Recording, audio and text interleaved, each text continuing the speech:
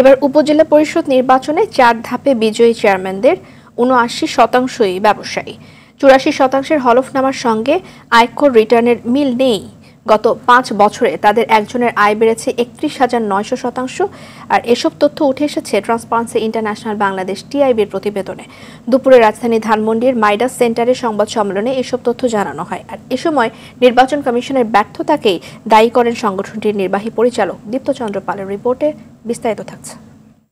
এই ঈদে কম খরচে বেশি আনন্দ উপায়। এখন যে কোনো উপায় এজেন্ট থেকে 25,000 টাকা ক্যাশ আউটে ইনস্ট্যান্ট 25 টাকা ক্যাশব্যাক। যত খুশি ততবার।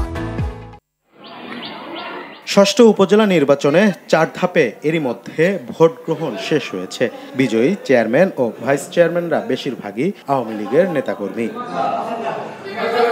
নির্বাচনে বিজয়ীদের হলফনামা বিশ্লেষণ করেছে টিআইবি। জনগণের শান্তি ভঙ্গ, দুর্নীতি, নারী শিশু নির্যাতন সহ বিভিন্ন কারণে 858 জন প্রার্থীর বিরুদ্ধে মামলা রয়েছে। ক্ষমতার অপব্যবহার, অপর নাম যে দুর্নীতি। এছাড়াও ক্ষমতার অপব্যবহার করে জনপ্রতিনিধিরা আয় করেন অবৈধ সম্পদ। রয়েছে মিথ্যা তথ্য দিয়ে নির্বাচন করার নজিরও।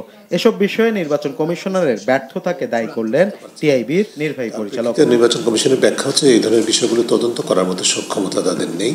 যতটুকু তৎপর হওয়ার সুযোগ আছে, যতটুকু সদিচ্ছা দেখা প্রমাণের সুযোগ আছে, ঠিক ততটুকু আমরা নির্বাচন কমিশনের কাছ থেকে পাচ্ছি না। জবাবদিহিতা না থাকায় দিন দিন অবৈধ সম্পদ করার অসুস্থ প্রতিযোগিতা শুরু হয়েছে বলেও জানান তিনি। এই ক্ষমতাটা যেটুকু ক্ষমতা জনপ্রতিনিধি হিসেবে সেটাকে বিভিন্নভাবে অপব্যবহার করে, অনেকটা আনুষ্ঠানিক, অনেক ক্ষেত্রে অনানুষ্ঠানিক। টিআইবির এসব তথ্য উপাত্ত এনবিআর, দুদক, প্রশাসন ও রাজনৈতিক দলকে আমলে নেওয়ার আহ্বান জানানো হয় সংবাদ সম্মেলনে। এটুকু যদি তারা ইতিবাচকভাবে বিবেচনায় নিয়ে বিশ্লেষণ করেন তাহলে কিন্তু সমস্যার অনেক সমাধান সম্ভব। দীপ্তচন্দ্র পাল, RTV, ঢাকা।